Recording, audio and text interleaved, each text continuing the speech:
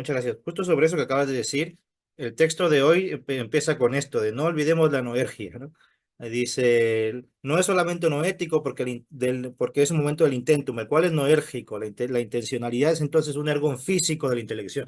Por eso yo no quise meter el término noergia, para bueno, no meter más conceptos, pero por eso empecé diciendo, lo importante del logos es físico, no es lógico. Ahora bien, justo con eso hay que distinguir que aquí, en rigor, no se está hablando de lenguaje, se está hablando de logos. Y logos y lenguaje habría que distinguirlos porque el lenguaje es, de hecho, en este libro no aparece temáticamente la idea del lenguaje. La idea del lenguaje, el lenguaje es algo psicoorgánico, si se quiere cognitivo, en lo cual está, es un momento, pues está la voz, está el habla, está el lenguaje, el momento ya cognitivo, pero eso no está aquí.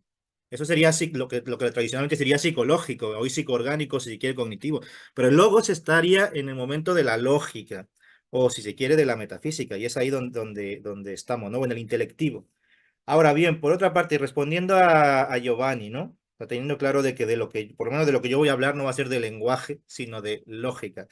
Eh, lo de que los investigadores apenas, digamos, solamente a partir de Lowe y toda esta gente se esté haciendo como, a ver, ahora vamos, todo eso que dijimos de lógica, ahora vamos a llevarlo a la realidad.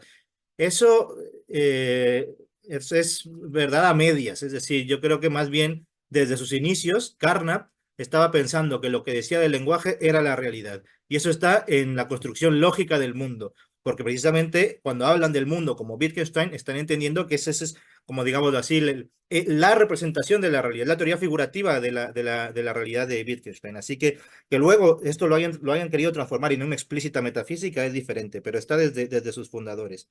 Segundo, lo de que la idea de realidad, perdón, de lógica haya sido desde Aristóteles y solamente hasta Tácida se haya entendido de otra forma como razonamiento, eso también es falso. Para empezar, porque Aristóteles no utiliza la palabra lógica, ¿no? O sea, habla de lo que hoy llamamos lógica, pero no hay propiamente un concepto que le unifique, salvo si acaso le organon. Y más generalmente, lo que pasa es que Aristóteles le da un sentido técnico cuando habla de esta palabra en particular, pero en general cuando los griegos y luego los medievales hablan de lógica, la palabra que usan es dialéctica. Y los dialécticos son los lógicos. Entonces, ahora bien, ¿qué es lo que hacen los dialécticos? Claro, lo que pasa es que para Aristóteles, en los tópicos, cuando distingue el silogismo dialéctico, silogismos dialécticos, es un tipo de silogismo, ¿no? Es un tipo de razonamiento precisamente, y no en la dialéctica en general. Es el tipo de razonamiento, dice Aristóteles, que parte de la endoxa, es decir, no de lo probado, no de lo apodíctico, aprobado, sino de lo probable, de lo susceptible, de lo verosímil, si se quiere. Eso es diferente. Pero en cualquier caso, desde entonces hasta ahora, la idea de los razonamientos, es decir, la de alguna forma ver cómo se pueden combinar digamos, por decirlo así, momentos lógicos o si se quiere, juicios en general para inferir conclusiones, eso es un momento de la lógica, pero no es la lógica. De hecho, toda la lógica tradicional entendió ese momento como el último momento de la lógica, el propio de los razonamientos. Pero antes estaba el del concepto, luego el del juicio y luego el del razonamiento, precisamente el del silogismo que a ciertos lógicos les haya interesado más precisamente el momento del silogismo, es decir, lo que hoy se entiende por lógica, cómo se unen unos juicios con otros para llegar a conclusiones, para inferir, etcétera, consecuencia o deducción o lo que se quiera, o consistencia, si vamos en términos más bien sintácticos y no semánticos, da igual. Eso es otra cosa, pero es el tercer momento. En el concepto hay lógica, y de hecho en el concepto también se puede inferir, dice, o sea, decían ellos en el ¿cómo era? Por ejemplo, del concepto, según estos lógicos, claro, en el concepto racional yo puedo inferir animal, porque según ellos, racional es una diferencia en el género animal. Entonces también hay inferencia en la simplex apprensio y no solamente en el silogismo. Y lo mismo en el juicio, naturalmente, ¿no?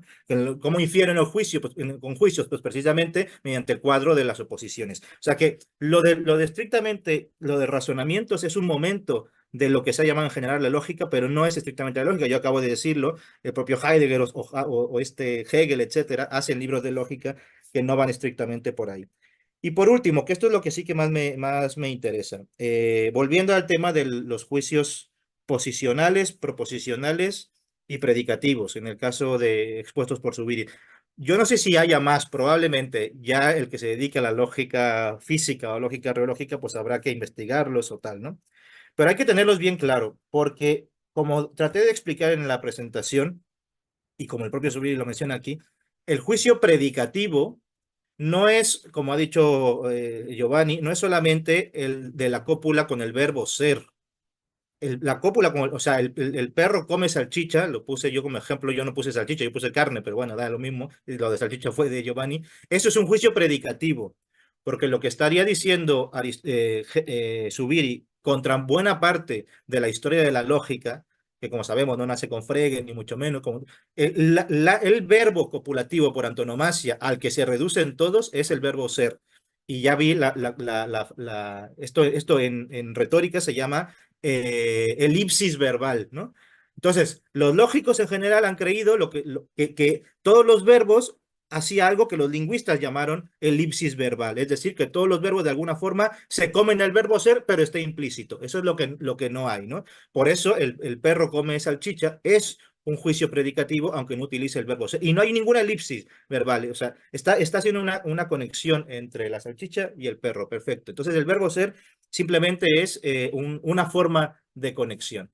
Ahora bien, lo radical aquí no está simplemente en afirmar al interior del juicio predicativo que la predicación no es solamente mediante el verbo ser, sino que la predicación se hace verbalmente, ¿no? Mediante, o sea, con verbos. Esta es la idea. Ese tipo de juicios, o sea, ese tipo de afirmaciones, es un tipo de afirmación, digámoslo así, crucial y tal, y lo que sea, pero muy limitado, y además muy especial de cierto tipo de lenguajes, ahora sí, de cierto tipo de lenguajes. Por tanto, lógicamente, no está, o sea, ya no lingüísticamente, sino lógicamente, es limitado y además se monta sobre otras formas de afirmación, de enjuiciamiento, que no es la predicativa, ¿vale? Entonces, en el juicio predicativo está el del verbo ser, pero están todos los verbales, ¿vale? Entonces, lo mismo está el del perro come salchicha que el de el perro es blanco, o lo que sea, ¿vale? El juicio proposicional, en cambio, que este es el crucial porque es lo que antes de inteligencia y logos en sobre la esencia llamaba juicio nominal constructo, ¿no? Eso, este es el crucial, porque aquí no hay una relación. Para empezar, ojo, insisto, digo, yo partí del supuesto de que se leen los textos, ¿no? Si hubiera la distinción entre conexión y relación, y se le mete caña diciendo esto no es una relación, no es una relación, pero lo dejo así porque tampoco me voy a meter en la disquisición tan especial, ¿no? Pero eso dentro del juicio predicativo. Estamos ahora en el proposicional. En el proposicional no hay relación ni conexión, lo que hay es constitución. Este es el punto. Por eso yo decía pensar en ejemplos y no es simplemente una cuestión de profesores, voy a preguntar, no, sino ¿por qué? Porque no se expresa lo mismo, o como se dijo hace un momento también, que lo dice el propio Zubiri, no tiene la misma fuerza expresiva un juicio que otro, un tipo de juicio que otro. El tipo de juicio predicativo tiene una fuerza expresiva, pero de alguna forma la más débil. Porque cuando digo que el perro es blanco, estoy relacionando lo blanco con el perro de una forma medianamente débil. En este caso, ni siquiera necesaria, sino posible, etcétera, ¿no? Pero cuando digo tú, mi amor, o tú, mi señor, o Dios, mi señor, lo que sea, ahí estoy haciendo una compago, estoy digamos, de alguna forma, esa realidad que es Dios, mi Señor, la estoy distinguiendo muy poquito. A diferencia de decir Dios es mi Señor, en el que distingo más, la fuerza expresiva es otra. Por tanto, lo que expreso cuando expreso con un juicio proposicional, que no es verbal, que es nominal, es mucho más intenso. Ahora bien, ejemplos, pues tú, mi Señor, no sé qué, las plegarias, la poesía, y por eso decía que pensáis en una, a ver si me lo dabais, pero lo digo yo de una vez, que está además también ya en sobre la esencia. El lenguaje de la ciencia es lenguaje proposicional, no predicativo. El ejemplo que da Zubiri, que es el más sencillo que podemos tomar, máxime todos los demás, la segunda ecuación del Newton. La voy a pronunciar y la voy a pronunciar mal, porque la voy a pronunciar predicativamente, porque lo que tiene mi lengua, el castellano, es que es una lengua predicativa, es una lengua verbal indoeuropea. Por tanto, pronunciaré mal la segunda ecuación de Newton, porque lo suyo sería escribirla y entender el concepto. Pero vale, fuerza es igual a masa por aceleración. Esa es la segunda ley. La ecuación no dice fuerza es igual a masa por aceleración. Dice fuerza igual masa por aceleración. Y ahí no hay relación ninguna. Por eso no importa que le pongamos la R como si fuera, no hay relación ninguna. Porque no se, o no en ese sentido predicativo precisamente. Porque lo que tiene el juicio predicativo es que en la forma de la predicación, dado que es verbal, hay lo que tanto en lógica como en lingüística se llama sujeto y predicado. En el lenguaje proposicional, en el logos proposicional, no hay sujeto y predicado.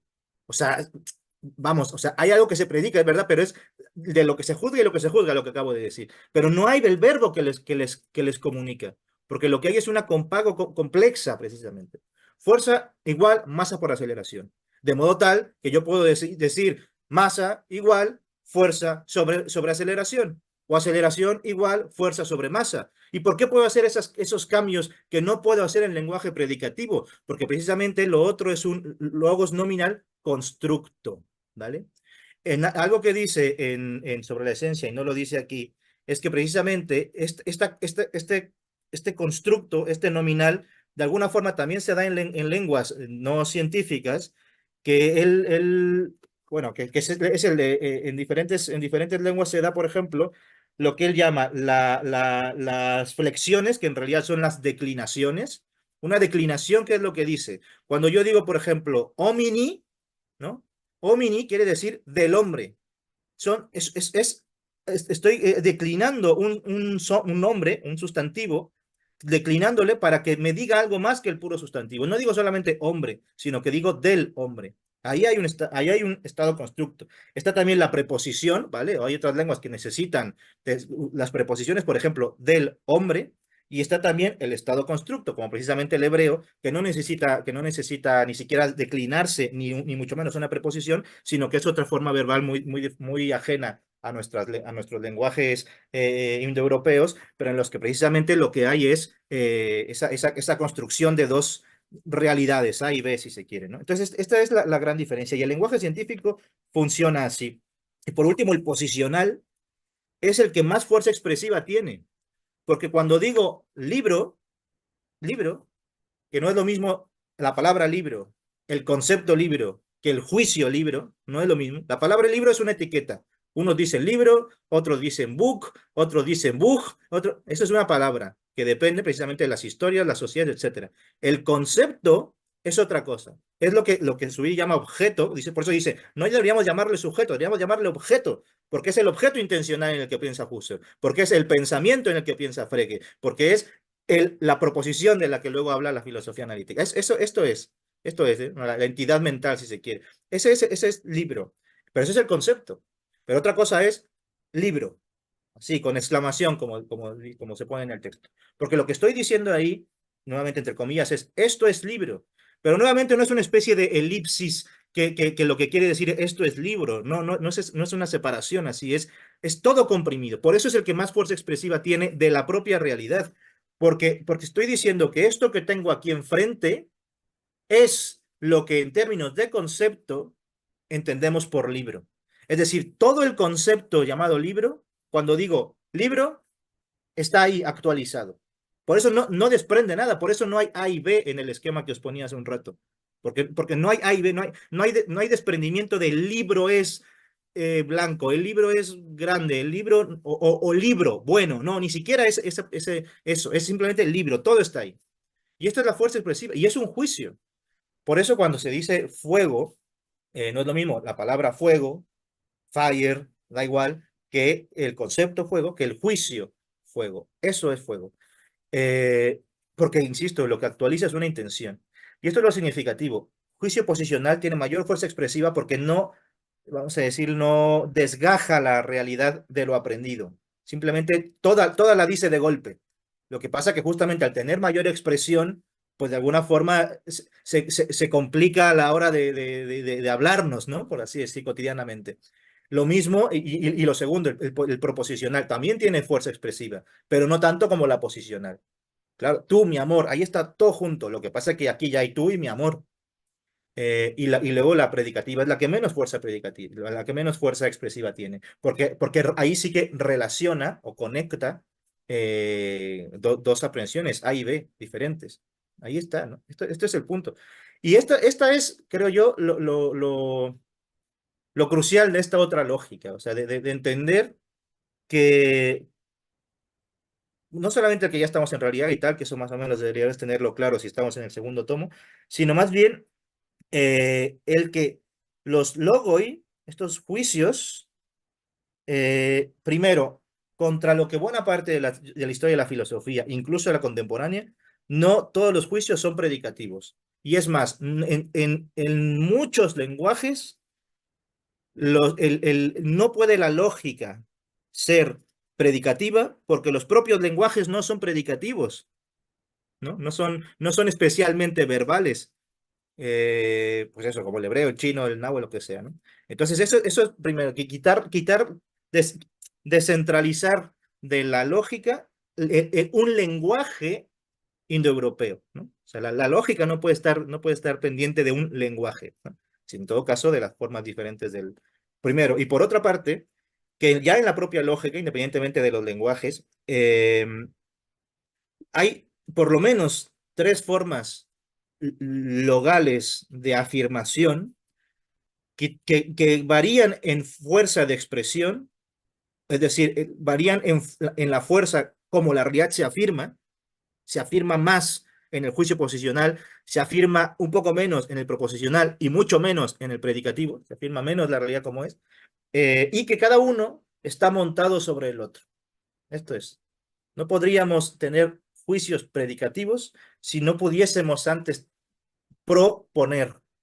Y no podríamos proponer si no pudiéramos poner. Ahí está la idea. Este es el tema. Y este es el núcleo. Por eso digo, este es el núcleo del libro de Zubiri. Pero además yo creo que este es el núcleo del que hay que partir para entender otra lógica. Todo lo demás es seguir en la vía de logos. Y estar hablando pues eso, de cuantificadores, de no sé qué. Kit Fine, cuando dice que hay que poner un operador realidad, es absolutamente trivial, nefasto y hasta ridículo y ofensivo, que eso se crea que es dar un paso en el avance de la lógica. Porque lo que diría Kit Fine es simplemente ponemos un operador realidad para decir, para proposiciones que son proposiciones fundamentales. O sea, agua es H2O. Bueno, ponemos el operador realidad. En realidad, agua es H2O. Con perdón. Aquí, en cambio, si decimos agua H2O, es otra cosa, ¿no? No necesito el operador ni andar poniendo esquemitas ahí, más o menos pseudomatemáticos. Agua H2O. O decir simplemente, tengo aquí esto, agua. Ahí va todo lo que en el concepto agua, todo el concepto agua se actualiza en esta realidad.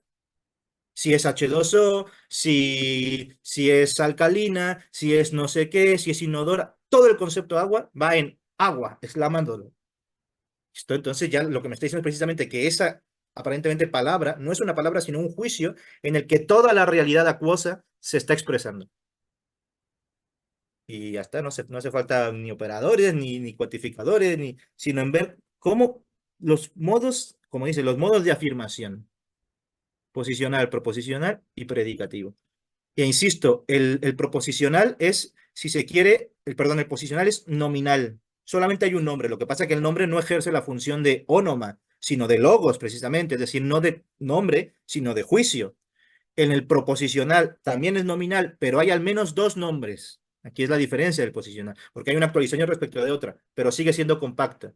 Mientras que en el predicativo es verbal, requiere un verbo, sea cual sea. Muchos han creído que el ser, no solamente, pero requiere un verbo.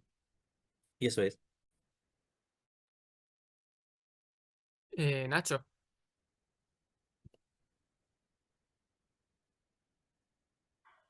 Sí, yo quería, pero bueno, me parece muy interesante y quiero entender bien esto que está diciendo Carlos. Entonces, preguntar, eh, cuando dices que, Carlos, cuando dices que la realidad se afirma en mí, eh, eso tendría más que ver con el juicio posicional que con el resto de juicios. Esa es A ver, ¿sí? tendría que ver con todos. Lo que pasa que hay una mayor fuerza afirmativa. O sea, afirmar, aquí piensa afirmar como cuando dices, afírmate que está temblando. Pasa que en España no tiembla, ¿no? Pero los chilenos saben, afírmate, claro, o afírmate porque andas medio afírmate, claro. La realidad se afirma más en el posicional. Se afirma poco menos en el proposicional y se afirma bastante menos en el predicativo. Pero también se afirma. O sea, cuando yo digo las gafas son azules, es la realidad la que está afirmándose, o sea, la realidad azulada, la que está afirmándose como momento de las gafas. ¿Ves? Se está afianzando, afirmando en las gafas. Ahí está. Lo que pasa es que si yo digo gafas, ¿no? Gafas. Ahí está todo afirmado. Firmado monolíticamente, si se quiere ver así, ¿no? Más que monolíticamente, sistemáticamente, precisamente, ¿no? Más que todo el sistema está ahí actualizado. Todo el sistema gafas está actualizado. Mientras que las gafas son azules, solamente está actualizado las gafas en tanto que azules. O lo azul en tanto que momento de las gafas. Vale. Eso es interesante. Hay un librito de John Locke que se titula Del abuso de las palabras. Y es muy básico, pero hay un momento donde dice, bueno, no está tan claro esto de si la palabra, podemos acordar que una misma palabra refiere a la misma cosa, porque cuando tú se la pronuncias a alguien puede evocarle relaciones muy distintas a una persona y a otra, ¿no? Entonces, estaba pensando en que aun, de forma intuitiva, estando de acuerdo contigo, también es verdad que lo que se actualizaría cuando dices gafas sería algo así como toda la carga relacional que ese concepto tiene para el emisor o para el receptor, en este caso, ¿no? ¿No? De la Sí, palabra. pero la palabra, esto ni siquiera es de subir, esto es Frege, esto es Husserl, etcétera. La palabra no es, lo voy a decir como ellos, el objeto intencional, no es el pensamiento. No voy a decir proposición porque todos nos confundimos con la idea de proposicional aquí, pero es lo que diría un filósofo analítico, eso no es la proposición, ¿no?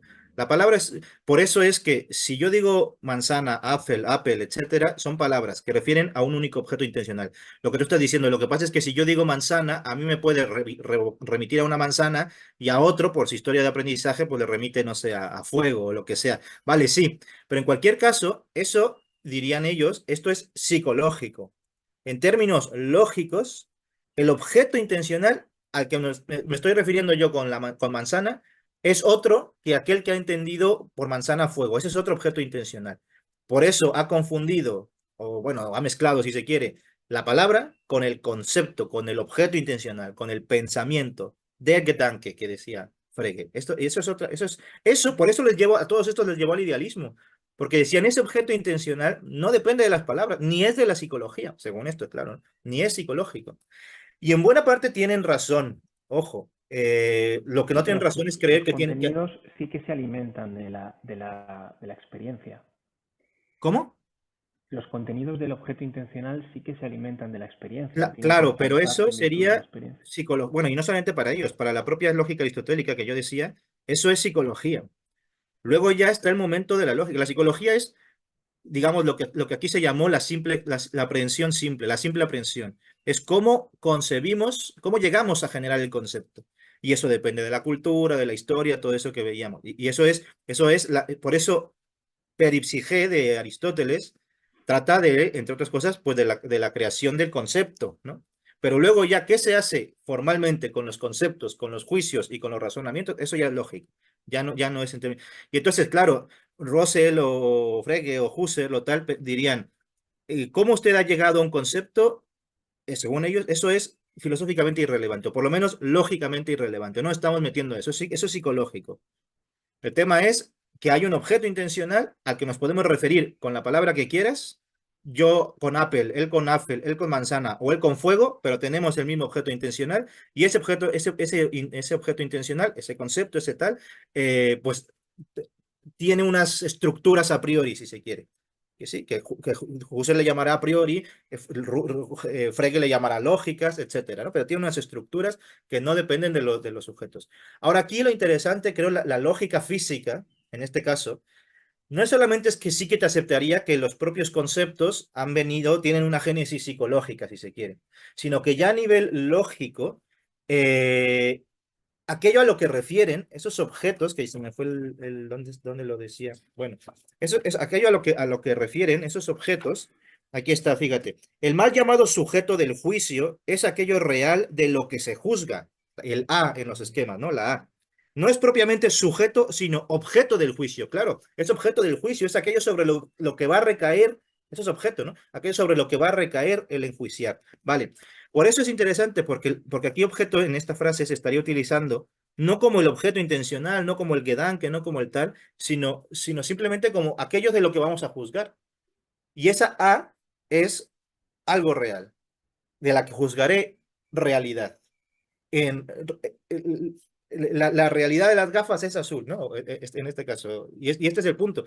Entonces, aquí ya no tenemos que remitirnos a un objeto intencional en un mundo ideal, que es en lo que termina Frege, Husserl, toda esta gente, sino decir, o sea, seguimos en la realidad, nos referimos a esa realidad en la que ya estamos, pero estamos ahora de vuelta, estamos en la retracción, ¿no? Ahora, o sea, una retracción, perdón, retracción era lo anterior, en la vuelta a esa realidad. Reversión. eh, ¿La qué? Reversión lo llama Reversión, también. eso es la reversión, que por eso le llama también realización, ¿no? A esa reversión, y estamos ahí poniendo en esa realidad, actualizando en esa realidad otra, o actualizando esa realidad en virtud de otra realidad. No estamos hablando de objetos intencionales ni de tal, no. Estamos hablando de que esto que tengo aquí enfrente, cuando yo digo esto que tengo aquí enfrente es un perro, que por cierto esto le viene de Hegel, ¿eh? Yo aquí lo anoté, pero bueno, ahora no nos da tiempo para meternos en más historia de la filosofía, pero esto le viene de Hegel, de lo que él llamaba el juicio especulativo, Hegel, contra el juicio predicativo y demás, contra la lógica formal. Con el juicio especulativo, esto le viene de Hegel. Bueno, pues lo que estaría diciendo aquí con este tipo con esta otra lógica, Subiri, es esto que tengo enfrente es lo que llamamos hombre. ¿Ves? No es, el hombre es animal racional, ¿no? Hay una especie como ahí con eso, con esa definición hemos generado un concepto, un objeto intencional, un pensamiento, no. Lo que estamos diciendo es que sea cual sea el concepto que tengamos, que hayamos convenido de la forma en la que sea, lo que tengo enfrente se actualiza sí, con ese concepto, lo actualizo con ese concepto. Pero podría ser otro, como vimos la semana pasada o el mes pasado. Bueno, unos dicen animal racional, pero podría ser racional animal, que fue la apuesta de Boesio y esta gente, ¿no? Es racional, sí, pero también, pero animal, es decir, Dios es racional, los ángeles son racionales, pero no son animales. El racional animal es el hombre, ¿no? Entonces, ¿ves? Por eso lo interesante de esta otra lógica, ya se fue Giovanni, una pena, pero lo interesante de esta otra lógica es que no dejamos la realidad, no estamos hablando de entes intencionales, ni es esto que tengo adelante. Ahí se actualiza el concepto. Y el concepto lo hemos generado psicológicamente, pero se actualiza ese concepto. Ahí, ¿ves? No estamos hablando de objetos, de conceptos simplemente, sino de lo que tengo aquí adelante. Por eso es que el juicio posicional es el más expresivo en este sentido lógico, porque ahí no estoy, si se quiere decir así, ahí no estoy expresando nada, no estoy diciendo nada y todo al mismo tiempo. A ti que te gusta la poesía, estoy diciendo nada y todo al mismo tiempo. Porque estoy diciendo, igual con una taza es un ejemplo pueril, ¿no? O pueril más bien, pueril más malo, ¿no? Pero una flor, ¿no? Una flor. A ti que te gustan los haikus, eso es. Flor, ahí está. Ahí está toda la flor. No tengo que decir flor bella, roja, tal, flor. Y está ahí compaginado, ¿no? Posicional, puesta todo el concepto flor está puesto cuando digo flor, no cuando pongo el nombre flor, o cuando digo la palabra flor, flower, no, con el concepto flor, ahí está. Lo que pasa que, como digo, expresa todo y expresa nada, porque expresa toda la flor, pero ¿qué de la flor? Todo. Sí, sí, pero ¿qué? Especialmente, no, es que especialmente nada. todo generalmente, pero especialmente nada. ¿Aquí de usted algo especial? Empezamos a desgranarla. Puede ser con un juicio posicional. Flor, bella. Ah, ¿ves? Sigue siendo poético porque sigue, pero ya nos estamos enfocando en la parte más bien bellas. La belleza es constitutiva de la flor, pero también podría decir, no, la flor es, o esta flor es bella. Ah, vale. Ahí ya no estamos diciendo que sea constitutivo. Estamos diciendo que hay una relación entre la belleza y la flor. Y que esta flor es bella, no que toda la flor es bella, no que todas las flores son bellas, ¿ves? En el otro sí, porque es una relación de necesidad. Es distinto. Perdón. Como siempre, aparece todo al final de las sesiones. Me parece súper interesante esto que has dicho de todo y nada y esa especie de oposición entre ir desgranando, ir especificando y la fuerza de la expresiva y positiva. Yo lo que tenga que decir en realidad ya lo dejaré para los foros, que animo, por favor, os animo encarecidamente a que participéis en los foros también lo que se os haya quedado sin decir y tal. Nacho, si quieres comentar tú antes algo por alusiones y después finalizamos con las intervenciones de Luis y Daniel. No, no, prefiero ceder la palabra. Me pareció agradecer a Carlos su explicación y no, prefiero ceder, que lleva Luis un rato. Pues muy bien, Luis, cuando quieras. Bueno, antes de nada, muchas gracias por invitarme. La verdad es que ha sido una auténtica joya, una pasada. Y lo he disfrutado mucho. Bueno, yo tenía un comentario y una pregunta, una duda. Bueno, el comentario quizás puede ser interesante al hilo de lo que expone Carlos, distinguir entre una dimensión privada del lenguaje que no implica aceptar el argumento del lenguaje privado y una dimensión, como la llaman, públicamente accesible, ¿no? Al final, bueno, hice una pregunta al respecto de esto en el foro de la UNED, pero desgraciadamente no di mi contexto. Y era algo así como, al final, bueno, en torno al debate en Wittgenstein del lenguaje privado, a mí me parece que lo más oportuno, la forma más elegante de salir del paso es aceptar que hay dos dimensiones del lenguaje. Es decir, el lenguaje es públicamente accesible, pero hay una recepción privada en la cual pues, es nuestra historia de aprendizaje, como decía Carlos, la que condiciona la asociación de determinadas palabras a determinados conceptos. Y por lo tanto no me parece una relación arbitraria, quizás. Y luego la duda y consiste en preguntarle a Carlos qué diferencia exactamente la coma del juicio copulativo, porque no me acaba de quedar claro. Si me quedo muy atrás o estoy muy verde, cortadme o censuradme y me pongo las pilas y ya me recupero para la próxima. Pero es algo que no me acaba de hacer clic. Si quieres, antes de responder, le damos la palabra a Daniel para que no se nos vaya a ir o que tengan que irse y ahora lo respondo. Hola, buenas tardes a todos. ¿Se me escucha? Sí, Vale. Disculpad que no me va la cámara, pero yo quería retomar en lo que ha insistido Carlos. Bueno, primero, muchas gracias, Carlos e Ignacio, muy interesante. Yo quería retomar lo que decía Carlos con una pequeña reflexión que simplemente quiero compartir porque no da tiempo ya para más. Es sobre lo de que lo real se afirma a través de mí. Vale, lo he escrito tal cual. La realidad se afirma a través de mí porque puedo. Así, en mi afirmación, el poder de lo real ejerce su dominio sobre mí, valiéndose de mí limitado y tridimensional. Aquí pienso en la dimensión histórica, social y individual. Limitado y tridimensional sentir y mentalidad, o sentir capacidades animales. Bueno. Mi afirmación procede del poder de lo real. Pregunto, ¿qué añade mi yo? Otra pregunta. ¿El poder de lo real no tiende a poner las palabras, véase conceptos, véase en mi nus, bueno, yo lo he puesto en mi boca, pero en fin, en mi mente, no tiende a poner mi posición? Sin embargo, el hombre puede oponerse. Sería un poco una defensa del libre arbitrio por vía negativa. Ya está, era eso. Gracias. pues mira, yo creo que lo mejor es aprovechar y que Carlos aclare tanto la duda de Luis como el comentario de Daniel. Antes de eso, darle la bienvenida a Luis, que no he dicho nada, pero se ha incorporado a mitad de la temporada y esperamos que la aproveche al máximo como todos nosotros.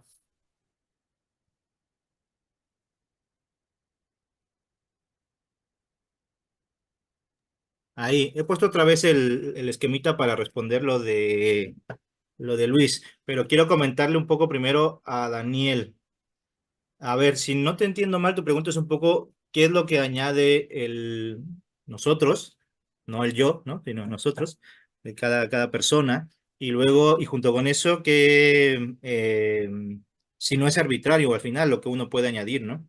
Claro, aquí hay que entender que la idea de realidad o la noción de realidad que estaríamos tomando con Zubiri es otra, es muy otra a la que en general tienen los autores.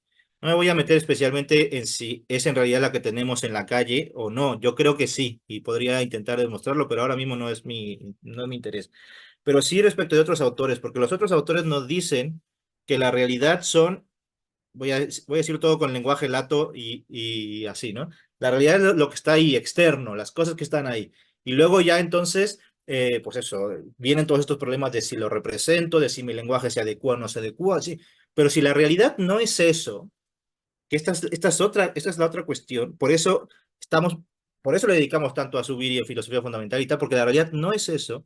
Entonces quiere decir que todo lo que de ahí se derivaba no tiene sentido, o tiene sentido en el otro esquema, pero no en este, ¿no? Entonces, claro, cuando la realidad no es eso, sino cuando la realidad es, en el caso noológico, el modo como humanamente las cosas nos aparecen, y que luego cuando hacemos el análisis metafísico, reológico, resulta que ese modo es igual para todas las cosas, o sea que ese modo es como las cosas se están dando entre sí, no las propias cosas, sino el modo como se dan entre sí como realidades. Lo que pasa es que yo soy consciente, digámoslo así, de eso, ¿no? Vale. Bueno, cuando entendemos eso, entonces ya el papel, digamos, del ser humano, pues ya es otro, ¿no? No es simplemente, ya no puede ser, pues como pensarían los otros autores, pues arbitrario, caprichoso o demás, ¿no? Curiosamente, por eso me levanté, porque esa forma de entender la realidad como un carácter de las cosas, y no como un tipo de cosas, no como una zona de las cosas, no como lo entrevió Platón. Lo que pasa es que después se fue por otro lado y entendió que la realidad eran un tipo de cosas, una zona de las cosas que los que comparten esa característica, pues pertenecen a esa zona, ¿no? Que es, en última instancia, las ideas, el mundo ideal, ¿no? Pero Platón entrevió que la realidad primero se impone como un carácter, como una forma, como una formalidad, si queréis. En el Crátilo, que se la pasa hablando de puros nombres y se la pasa inventando etimologías que al final no son ciertas, fijaos cómo dice, es evidente que las cosas poseen un ser propio consistente. Lo que pasa que, claro, la traducción es muy mala, pero es un ser propio consistente. No tienen relación ni dependencia con nosotros, ni se dejan arrastrar arriba abajo por obra de nuestra imaginación, sino que son en sí y con relación a su propio ser conforme a su naturaleza. Hay que ver los textos en griego, ¿no? Aquí está todo mal traducido, pero lo que está diciendo es, no se dejan arrastrar como quieren. Ellas no van a nuestro capricho de arriba abajo, ¿no? Sino que ellas mismas se nos van imponiendo catafysin, conforme a la naturaleza, es decir, físicamente. Y luego dice él, por eso, si intentamos cortar uno de los seres, ¿acaso habremos de cortar con cada cosa tal como la queramos? Bulémata, dice él, o con o con el instrumento que queramos, ¿no? Depende de nuestra voluntad, ¿no? Dice, o si deseamos cortar cada cosa conforme a naturaleza, es decir, catafysin, del cortar y ser cortado, y como en el instrumento que le es natural, fise, nuevamente, cortaremos con éxito y lo haremos correctamente. Es decir, está utilizando la metáfora de que para cortar las cosas hay que seguir las articulaciones naturales de las cosas. Es decir, la realidad es un carácter, no es un tipo de cosas.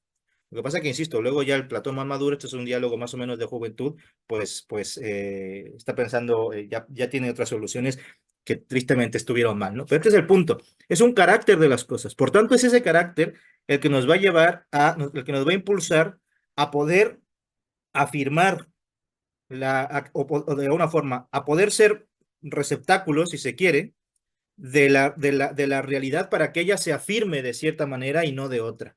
Esto es, ella es la que se va a afirmar en nosotros. ¿Nos podemos equivocar? Sí, porque precisamente nosotros tenemos esa libre creatividad que aparece desde el percepto, por lo tanto, puede llegar al ficto, por lo tanto, puede llegar al concepto, ¿no? Etcétera, que justamente en el Teteto habla Platón, Teteto habla de cómo precisamente hay conceptos que son equivocados, y pone el mito, es el ejemplo de las palomas, creo que es una paloma que no era, etcétera, ¿no? Platón es muy poco filosófico, todo el rato remitiendo a cuentos porque no se sabe explicar. Pero en cualquier caso se está viendo eso, ¿no? Y el tema es ese, la realidad nos va diciendo, si se quiere, por su contacto con ella, cuándo vamos teniendo razón y cuándo no. Y eso va a llegar a su culmen precisamente en el momento de la razón, no todavía en el logos. Pero claro que sí, o sea, no vamos a poder decir de la manzana, por ejemplo, que es, no sé, que es que ni siquiera agria, porque hay manzanas agrias, pero que es, no sé, que es madera, que sabe a madera, ¿no? O que sabe a lo que sea, ¿no? Que sabe a sangre, ¿no? Sí, no lo vamos a poder decir, pero ¿por qué? Si inventamos sangre e inventamos manzanas, sí, lo hemos inventado, pero una vez inventadas, están inventadas en la realidad. Y por tanto, las relaciones que se van a dar entre ellas no pueden ser arbitrarias. No voy a poder relacionar manzana con sabe a sangre, como no voy a poder relacionar o no tan fácilmente, Don Juan con es afeminado, que es el ejemplo que el mismo da a subir aquí y en otras partes, ¿no? Hasta los mismos fictos tienen ese carácter de realidad. Y este es el punto. Aun cuando todo se ha inventado, no todo se puede relacionar, porque la realidad es la forma, las formalidades, precisamente. Y si nuestra inteligencia es sentiente y no es sensible, es porque siente esas formalidades. Sensibles son también los animales y lo que sea, el que vea colores es sensible, sensible a la luz, pero ser sentiente respecto de la luz no es ver el color, sino sentir el modo de realidad del color, el modo como se relaciona con lo demás. Este es el punto. Por tanto, no va a ser arbitrario. Y por último, para responder rápido a Luis, la diferencia entre la coma y el es, decías, ¿no? La coma, especialmente, bueno, en nuestras lenguas, la coma lo que quiere decir aquí, subir dice la pausa, porque claro, no en todas las lenguas habrá comas, ¿no? Pero en el castellano lo expresamos con una coma. En este caso, por ejemplo, en el ejemplo de Dios, tú mi Dios, ¿no? O tú mi amor, que yo doy yo, o así. La coma es una coma vocativa, es decir, llama a alguien en la oración, ¿no? Está diciendo tú, mi Dios, ¿no? Tú, mi amor, se está llamando a alguien, por eso es vocativa. Y en ese sentido, lo que está diciendo esta coma, la pausa, es simplemente, pues eso, distender un momento constitutivo, B, de la cosa A. Pero sigue siendo constitutivo. Lo que pasa es que ahora estamos diciendo que, así como decíamos flor, ahora estamos diciendo flor bella, ¿no? Y entonces estamos sacando de flor la belleza, pero para mostrarla, para actualizar la flor como algo bello. En cambio, el es no está haciendo eso. El es una cópula, es una relación, una conexión, si se quiere, pero bueno, una relación entre la realidad llamada flor y la realidad llamada belleza. Y por tanto, la conexión entre esas dos no es necesaria. No estoy sacando la belleza de la flor, sino que estoy viendo por un lado la flor y por otro lado la belleza y digo, pues están relacionadas, ¿no? Y por eso ser, como cópula, es un modo de cópula, pero está el de comer, está el de cabalgar, está cualquier otro verbo, es copulativo en este sentido, ¿no? Fijaos, incluso el hebreo lo que hace con los verbos es sustantivarlos todo el rato. Por eso las traducciones en español son raras y empiezan diciendo, y vio Dios que era bueno. ¿Por qué hablan así? Porque eran viejitos y hablaban así. No, porque en castellano antiguo no, porque el hebreo dice, y vio Dios que era bueno. En español se diría, y Dios vio que era bueno. O sea, primero el sujeto, luego el verbo y luego el predicado. Pero claro, el traductor lo que quiere es mostrar la mentalidad semítica, a decir precisamente, y vio Dios, porque el acto de ver, que es un verbo, sin embargo, cumple la función gramatical de ser el sujeto de la oración. O sea, es aquello de lo que se predica, ¿ves? Por eso dice subir, y no es un sujeto, es un objeto. Claro, porque en este caso no es Dios el sustantivo, es vio. Y vio Dios, es lo importante. Y vio Dios que era bueno. ¿Qué es aquello de que se predica? el ver. ¿Y qué es lo que se predica del ver? Pues que era bueno. ¿Ves? Vio Dios que era bueno. No al revés. Decir Dios vio que era bueno, aquello de que se predica es Dios y el ver sería la cópula entre Dios y el bueno. Y eso no es lo que está dicho en el hebreo. ¿Ves? Por eso la estructura lógica, en este caso sintáctica, si se quiere, expresa una cosa u otra. Ese es el famoso problema de las traducciones, que hasta Quine se metió a eso con palabra y objeto, ¿no? O sea, que Giovanni se fue, pero esto tenía que estar Giovanni aquí para que sus clases de lógica hablase de esto y dejase ya a Frege y a esta gente, ¿no? A Tarski. Tarski está diciendo, la nieve es blanca, sí, solo sí, la nieve es blanca. Madre mía. No, eso sí, pero ¿y qué? Aquí estamos mostrando, y lo interesante es ver precisamente cómo en distintos lenguajes se expresan distintas lógicas. Por tanto, esto es muy interesante porque esto lo vamos a ver en el taller. Si los distintos lenguajes expresan distintas lógicas, lo que es distinto es el logos, o si se quiere, lo que es distinto es la razón. Por tanto, no hay una única razón, ¿no? Esto ya es consecuencia metafísica crucial, ¿no? Pero que viene desde aquí. Esto es lo interesante. Entonces, no es lo mismo A, B que A guión B. No es lo mismo la constitución entre A y B que la conexión entre A y B. La constitución entre A y B es que B es un momento constitutivo necesario de A. La conexión no. Puede ser necesario, pero no necesariamente. Son Sí. 2 minutos. Me acuerdo, fuerza igual masa por aceleración como ejemplo de juicio proposicional. Pero para que se vea más claro, porque cuando yo esto lo he hablado con filósofos de la ciencia, me han dicho, no, porque una cosa es lo que diga la cuestión, otra cosa es lo que en la práctica se puede hacer. Y tú con la fuerza puedes provocar una aceleración, pero con una aceleración, una fuerza. Y es como, a ver, tampoco es verdad, porque de hecho, precisamente con la relatividad, una fuerza gravitatoria se puede expresar precisamente con una aceleración, ¿no? La fuerza inercial y tal, ¿no? Da igual. En cualquier caso, el ejemplo que yo daba en el doctorado, en un trabajo sobre esto, fue el de la ecuación de Einstein, ¿no? Simplemente para con eso terminar, E igual a masa por aceleración. O sea, el alcance, sí, físico, pero de fundia metafísica de esa ecuación, es que la energía y la masa son dos casos de una misma realidad. A veces los físicos gustan decir, la masa es un caso especial de la energía. No estrictamente, porque la energía también es un caso especial de la masa. Es decir, ¿dónde está la realidad de que la masa puede ser energía? Pues una bomba atómica. Tienes masa y la rompes y sale una energía que flipas. ¿Y dónde está al revés? El caso en el que la energía puede hacerse masa en el Big Bang, ¿no? Puede energía y que se va transformando. Bueno, esta es la idea, es decir, masa y energía son la misma realidad, solo que vista así o vista así.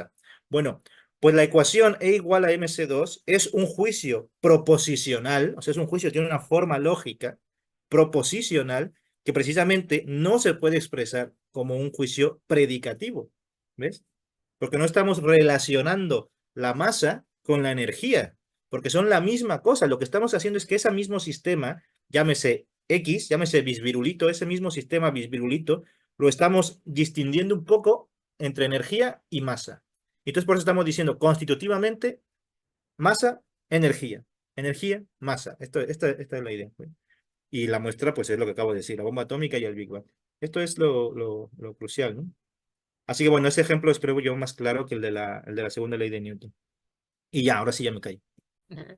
¿Podrá haber comunicación humana en un sentido social solo a base de concatenación de juicios proposicionales? Yo, yo, Para... yo tengo un amigo que estudió el doctorado en Estados Unidos, no me acuerdo en dónde, me pensé que fue en Harvard o algo así, físico, que decía que con sus compañeros no sé, porque tenía un compañero de no sé dónde, Polonia o algo así que dijeron ahora, entonces no hablaba el uno el inglés bien, el otro tampoco, entonces se entendían a puras ecuaciones. Bueno, podría ser, podría ser. Habrá que testearlo. Bueno, pues de nuevo, grandísima sesión. Nos vemos en la siguiente y un gran abrazo a todos. Sí, Muy gracias. bien, muchas gracias, muy buena.